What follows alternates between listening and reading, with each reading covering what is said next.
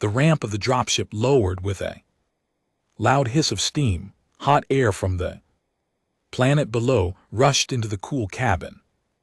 Jack Morrison stood at the edge of the ramp and looked out at the alien world.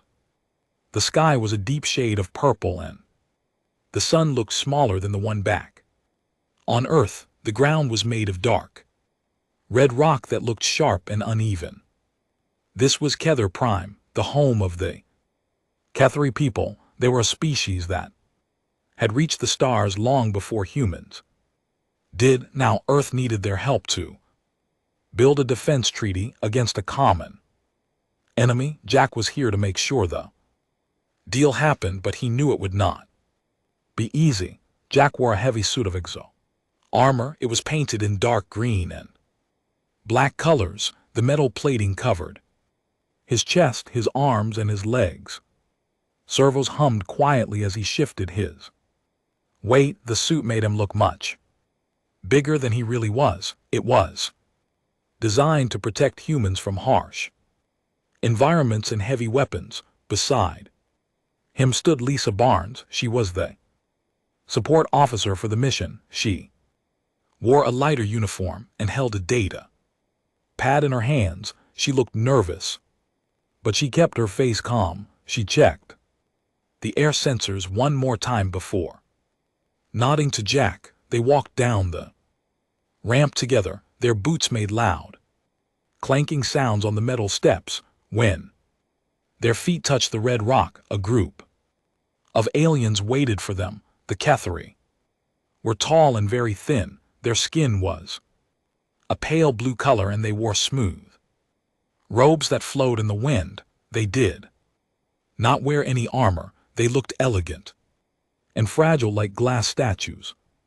At the front of the group stood a young female alien. She wore a crown made of silver metal that floated slightly above her head. This was Princess Vora. She was the daughter of the High Lord, and she was known for her sharp tongue. Princess Vora stepped forward. Her eyes were large and black without any whites. She looked Jack up and down. She did not look at his face. She looked at the thick metal plates on his shoulders. She tilted her head to the side and made a soft clicking sound.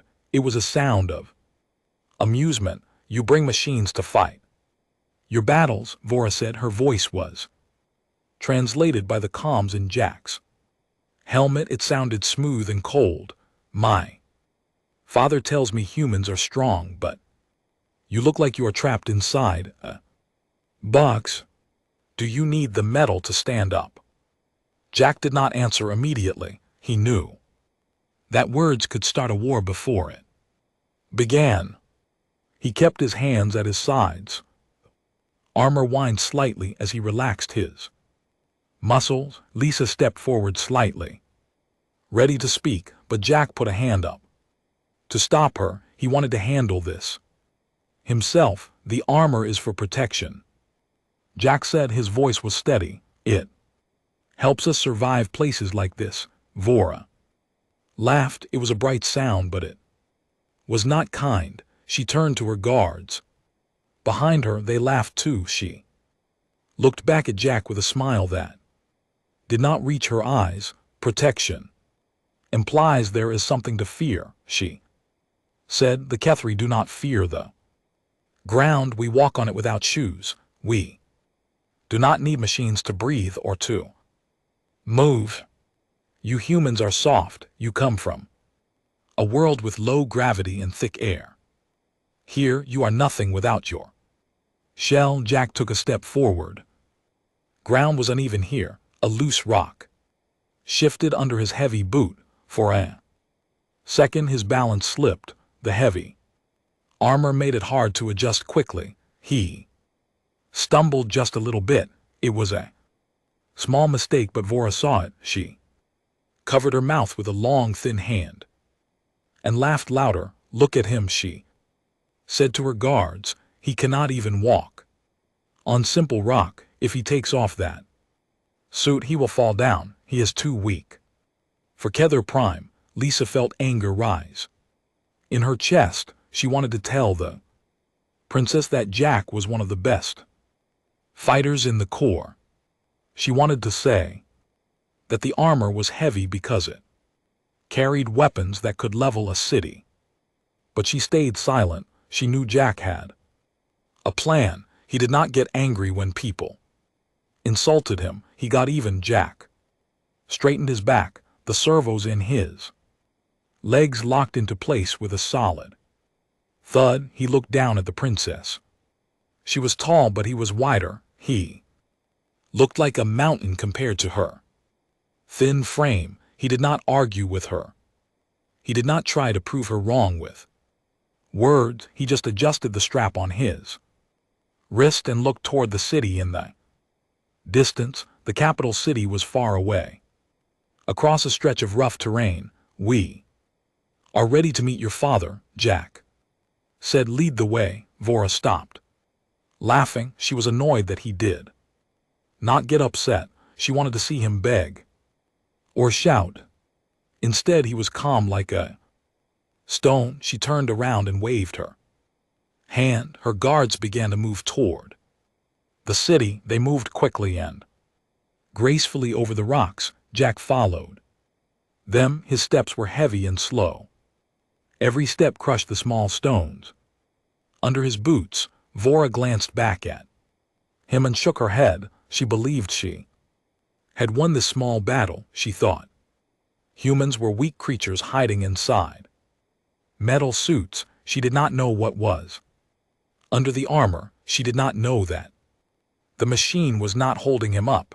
It was holding him back. The wind picked up, blowing dust around them. Lisa walked close to Jack. She whispered so only he could hear. She asked if he was okay with the insult. Jack kept looking forward. He said nothing.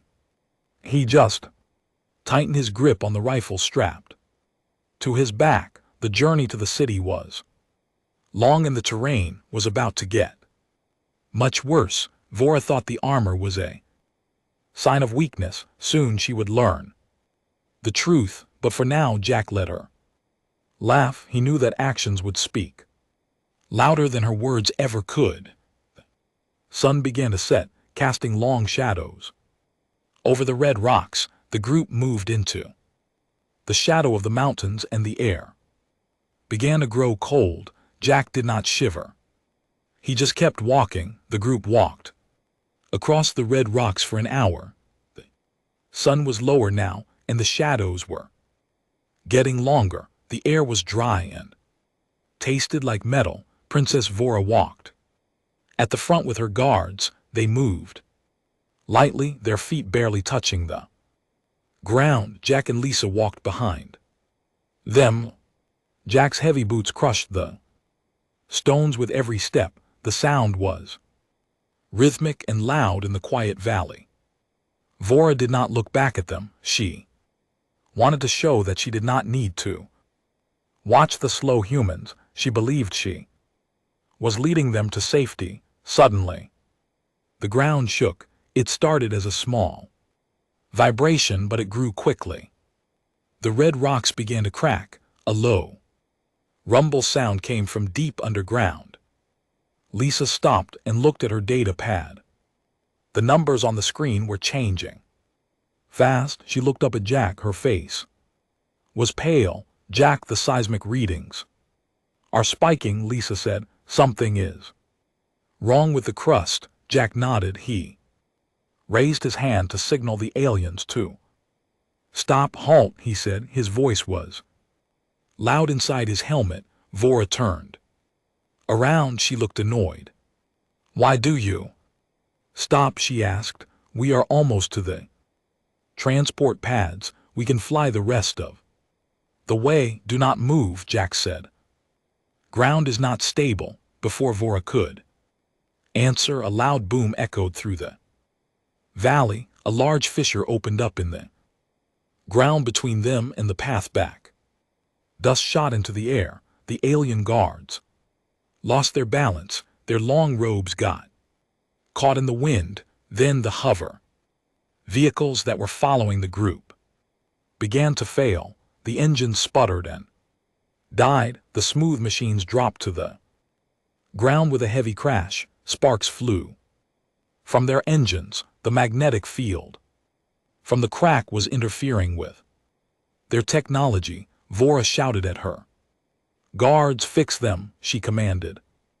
Get us out of here. The guards tried to restart the vehicles, but nothing worked. The screens were dark. The energy shields around the princess flickered and vanished. Vora looked scared for the first time. Her confidence was gone. She looked at the dark crack in the earth. It was too wide to jump. The path back was blocked by falling rocks and dust. Then the wind changed. A thick fog began to roll into the valley. It was not white like clouds. On earth, it was a sickly green color. It moved low to the ground like a living thing. This was the dead mist. It was known to be toxic to the Kethri. Their skin was sensitive to the chemicals in the air. One of the guards coughed. He fell to his knees. His skin began to turn a darker shade of blue. He was burning from the inside. Vora gasped. She pulled her robe over her nose, but the fabric was thin. It would not stop. The poison. What is this? Vora asked. Her voice shook. It is the dead mist, Jack said. He checked the sensors on his wrist. My suit says the air is corrosive. It will eat through your skin in minutes. Why is it happening now? Vora cried. The earthquake opened a vent, Jack said. It happens sometimes. On this planet we need to move. Move. Where? Vora asked. The path back is gone. The vehicles are broken. We are trapped. Jack looked at the canyon. Ahead it was narrow and dark. The rocks were close together. The fog was thicker there, but the magnetic interference was also stronger. He knew his armor would have trouble there too. The servos might lock up. The electronics could fail. But staying here was death for the aliens. We go forward, Jack said. He pointed to the narrow canyon. We cannot go in there, Vora said. Our shields are down. The mist will kill us. My father sent us to welcome you, not to die in the dust. If you stay here, you will die, Jack said. If you come with me, you might live. Lisa stepped closer to Jack.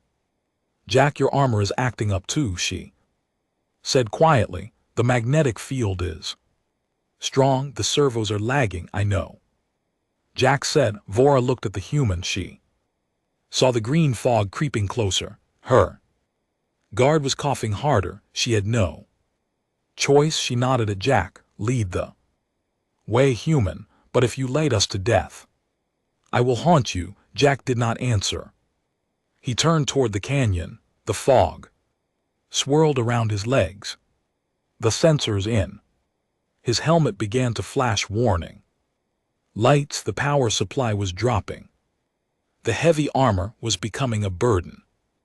The magnetic pull was trying to drag him down. He took another step. The leg servo jerked and stopped for a second.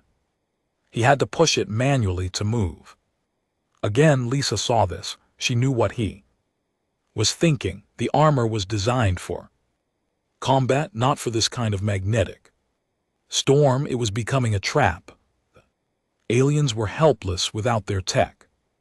Jack was becoming helpless too, but Jack had something the aliens did not have. He had a body that could take a beating. He had lungs that could filter bad air better than theirs. He had a will that did not break. The group began to move into the canyon. The walls were high and blocked out the sun. It was getting dark. The fog was thicker here. The aliens wrapped their robes tighter around themselves. They walked close to Jack. They used his large metal form as a shield against the wind. Vora watched Jack's back. She saw the sparks coming from his knee joint. She thought he was Struggling, she did not know that he was already planning to take the suit off. She thought the machine was the source of his strength. She was wrong. The machine was becoming the problem, and Jack knew exactly what he had to do to save them all. The canyon walls closed in around them like a dark mouth. The air grew thick and heavy with the green fog. Jack felt a strong pull on his legs. The magnetic field was getting worse with every step. His left leg servo locked up completely. He stumbled and had to catch himself on the rocky wall. Sparks flew from his knee joint. The hum of the armor turned into a loud, grinding noise. It sounded like metal screaming in pain. The suit was fighting against him. Jack stopped in the middle of the path. He knew he could not go on like this. If the armor locked up completely, he would be a statue. He would be stuck here forever in the dark. The aliens were slowing down too. Their thin bodies were shivering. The toxic mist was burning their skin. They needed to move fast, but the technology was failing everyone. Jack looked at Lisa. She saw the warning lights on her wrist. Computer, she nodded at him. She knew what he had to do. It was a big risk, but it was the only choice. Jack began to work the latches on his chest plate. It was hard work. The magnetic field made the metal feel incredibly heavy. He pulled the pins out one by one. The sound of metal clinking echoed in the narrow space. The alien guards watched him with wide eyes. They did not understand why he was disabling his own defense. Princess Vora stepped closer. She wrapped her robe tighter around her face to block the fog. She did not understand. Why was he taking off his protection? The mist was toxic. Rocks were sharp. She thought he was giving up. She thought he was accepting his death. Humans are strange, Vora said. Her voice was muffled by her cloth. Now he removes his shell when the danger is greatest. He is truly foolish. She looked at her guards. See how weak he is. He cannot handle the pressure. He is stripping down to surrender. Jack ignored her. He dropped the chest plate on the ground. It made a loud thud that shook the dust. Then he removed the arm guards. He took off the heavy helmet. His face was revealed to the cold air. He was sweating. His hair was dark and wet from the effort. There was a scar on his cheek from an old battle. He looked tired, but his eyes were sharp. He was not scared. He looked like a predator that was finally free from a cage. The heavy machine was gone. Now it was just him. He stood there in his basic black undersuit. It was thin material. It offered no protection against weapons or rocks, but it did not have electronics. The magnets could not hurt it. The servos could not lock up. Jack took a deep breath. He tested the simple air filter on his collar. It was basic, but it worked. It filtered the worst of the poison. He looked at the aliens. They were huddled together. Their skin was turning darker from the mist. They were weak without their tech. I will go first, Jack said. His voice was clear. Without the helmet speaker, it sounded rough and strong. Stay behind me. Follow my steps. Do not touch the walls. Vora stared at him. She could not believe what she was seeing. You will die, she said. The mist will burn your lungs. Gravity will crush your spine. You are too small without the machine. Jack did not answer. He did not need to prove anything with words. He turned around. He stepped into the thickest part of the green fog. He did not cough. He did not stumble. His boots found purchase on the slick rocks. He moved with a steady rhythm. His breathing was calm. Lisa followed him. She trusted him. Completely, she knew that Jack was built. For this, humans came from a hard world. They evolved to survive heat and cold. And pressure, the armor was just a tool. The strength was inside him, the aliens. Had no choice, they followed the human. Who walked without armor into the poison. Vora watched his back, she saw. The muscles in his arms move as he pushed aside hanging vines. He did not look like a fragile creature anymore. He looked like he belonged to this harsh place. The machine was gone, the man remained, and he was walking them out of hell. The fog swirled around his legs. But he did not slow down. He was the only thing in the canyon that was not broken. The green fog became thicker as they moved deeper into the canyon. It clung to the ground and swirled around their ankles. The air tasted bitter and sharp. It burned the throat and made eyes water. For the Cathar, this was a nightmare. Their thin skin began to itch and turn red where the mist touched them. They wrapped their robes tighter, but the fabric was too weak to stop the poison. Every breath was a struggle. The guards stumbled often. Their long legs were not made for climbing over rough rocks. The gravity in this part of the canyon felt heavier too. It pulled at them like an invisible hand. Jack walked in front. He did not stumble. He did not cough. His breathing was deep and steady. He moved with a rhythm that never changed. Step, breath, step, breath. His black undersuit was soaked with sweat, but he did not slow down. The magnetic field still pulled at the metal buckles on his boots, but he ignored it. He used his own muscles to lift his feet. Lisa walked behind him. She was also breathing hard, but she kept up. She watched Jack's back. She knew he was pushing himself. Humans could endure a lot, but this was still dangerous. Yet he did not show fear. He showed only focus. Princess Vora walked in the middle of the group. She was struggling more than anyone. Her royal robes were heavy when wet with the mist. Her legs shook with every step. She looked at the human ahead of her. She remembered how she laughed at him earlier. She remembered calling him weak. She remembered saying he needed the metal shell to stand. Now the shell was on the ground behind them. The metal was gone. Only the man remained. And he was stronger than all of them combined. A loud crash echoed through the canyon. A section of the wall above them broke loose. A large boulder fell onto the paths. It blocked the way completely.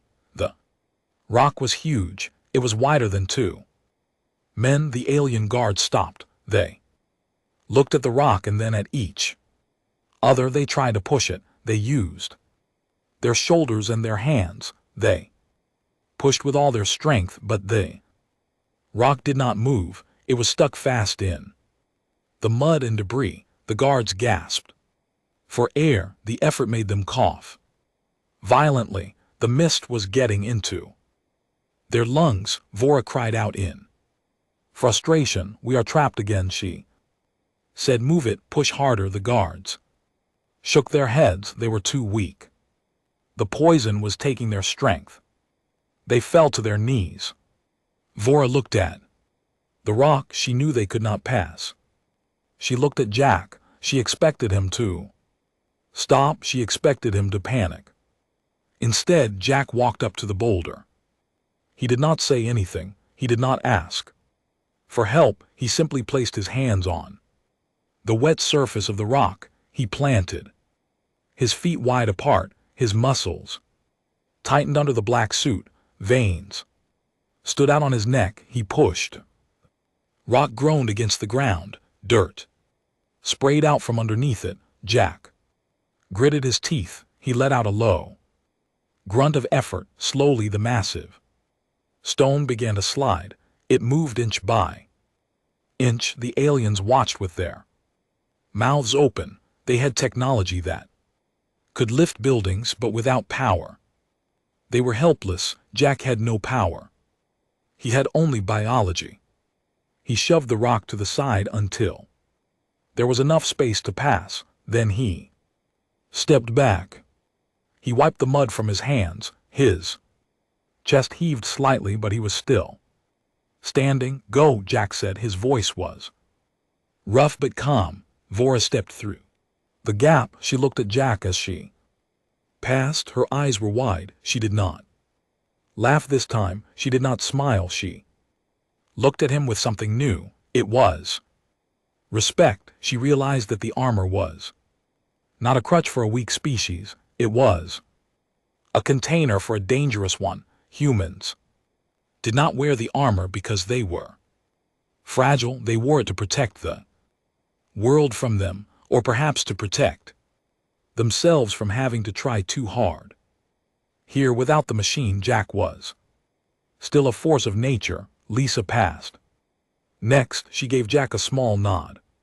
She knew how heavy that rock was. She knew how much energy he spent, but she also knew they had to keep moving. The guards followed, dragging their feet. They looked at Jack with awe. He was just a man. He was smaller than them. He was softer than them, but he was leading them out of death. The canyon seemed to go on forever. The green mist did not get lighter, but the fear in the group had changed. They were no longer afraid of the environment. They were afraid of failing the human who was saving them. Jack turned and continued walking. He did not wait for praise. He just walked. His pace was steady. He was the engine now, and he would not stop until they were safe. The end of the canyon finally appeared. A thin line of bright light cut through the green fog ahead. Jack saw it first. He did not speed up. He kept his steady pace. He knew that rushing now could cause mistakes. The aliens behind him were barely moving. Their legs dragged on the ground. Their breathing was shallow and fast. The poison mist had taken most of their energy. Only the human kept his rhythm, step after step. He walked like the ground was flat and the air was clean. His muscles burned from the effort of the last hour, but he did not show it. Lisa was close behind him. She was tired too. Her face was pale, but she smiled when she saw the light. "We made it," she said. Her voice was weak. Jack nodded. "Almost there," he said. "Just keep moving. Do not stop." Now they stepped out of the canyon and into the open valley. The air here was clear and cool. The sun was setting on the other side of the mountains, painting the sky in shades of orange and purple. The green fog stayed behind them, trapped in the deep rocks like a beast in a cage. A group of Kethri soldiers waited at the exit. They wore full environmental suits to protect them from the mist. They rushed forward to help the princess. High Lord Zek was with them. He looked worried. His face was lined with stress. When he saw Vora, he ran to her. He hugged his daughter. He looked at the guards who were collapsing on the ground. Medics came quickly to treat them. They gave the aliens oxygen and medicine to heal their skin. Then Zek looked at Jack. He saw the human standing in only a thin black suit. He saw the sweat on Jack's face. He saw the dirt on his hands. He looked back at the canyon mouth where the toxic fog swirled. He understood what had happened. His daughter had told him about the human's armor. She had said the human was weak, but here stood the human without the armor, and he was the only one walking tall. Vora stood up. The medics wanted her to rest, but she pushed them away. She walked over to Jack. She stopped in front of him. She was still taller than him, but she looked small now. She looked at his eyes. "I was wrong," she said, her voice Was quiet. I laughed at you, I thought. You were fragile, I thought the metal made you strong. Jack wiped the dirt from his forehead. He looked at the princess. He did not smile. He did not gloat. The metal is just a tool, Jack said. It keeps us safe from bullets. It keeps us safe from space, but it does not make us strong. We are strong already. Vora nodded slowly. She looked at his hands. They were shaking slightly from the effort, but they were steady enough to hold a weapon. You walked through the dead mist, she said. Without shields, without suits, you carried the rock. You led us when our tech failed. Why did you do it? Why did you save us after I mocked you? Jack looked at Lisa, then he looked back at Vora. Because that is what we do, he said. We do not leave people behind. Even if they laugh at us, even if they doubt us, when the trouble comes, we stand up. High Lord Zek stepped forward. He placed a hand on Jack's shoulder. It was a gesture of respect. The Kethri did not touch others lightly. Today, you showed us the truth of your species, Zek said. We thought humans were children who needed toys to play at war. Now we see you are warriors by nature. The treaty will be signed, not because we pity you, but because we respect you. Our fleets will stand with yours. Our technology will share with your scientists. This is a partnership of equals. Jack nodded. He was ready to go back to the ship. He wanted a shower and a real meal, but he stood straight until the formalities were done. Lisa handed him a thermal blanket. He wrapped it around his shoulders. The wind was cold now that the sun was down, but he did not shiver. His body heat was still high from the walk. Vora watched him walk away. She remembered the sound of his boots on the rock. She remembered the way he pushed the boulder. She realized that the galaxy was a dangerous place, and humanity was not the weak link. They were the shield. She looked at her own hands. They were soft and smooth. She looked at Jack's hands. They were rough and scarred. She understood now. The armor was not a cage for a prisoner. It was a seal for a weapon. And she was glad that weapon was on their side. The group moved toward the transport vehicles. The engines worked here where the magnetic field was weak. Jack helped Lisa into the seat. Then he climbed in beside her. As the vehicle lifted off, Vora stood on the ground and watched them rise. She did not laugh. This time, she bowed her head slightly. It was a small gesture, but it meant everything. The human fighter had taken off his armor and walked ahead, and in doing so, he had shown them all what it truly meant to be strong. The sky above was dark, but the stars were bright. Earth was out there somewhere, and the Kethri knew now that if anyone could survive the dark, it was the humans. The vehicles flew toward the capital city, leaving the canyon behind. Jack looked out the window. He was quiet. He did not need to say anything. His actions had spoken for all of humanity.